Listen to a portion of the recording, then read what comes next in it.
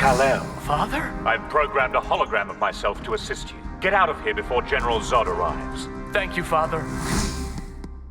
Looks like you're eating too much dairy, Kal-El. Dad, I don't need your help. Your digestive tract suggests otherwise. That's going to be a triple wipe, maybe more. Aim for a one-wiper. Try to eat less cheese. Ugh, ridiculous. Oh, Clark, I think I'm ready to go all the way. Game time, Lois. I begin with foreplay, Kal-El. What's going on? Who's that? Start by kissing her inner thigh, then spell out the alphabet on her clitoris with your tongue. The Krypton alphabet, specifically the letter... Dad, this is so embarrassing. Your dead father makes some good points about cunnilingus. Thanks. Jor-El come.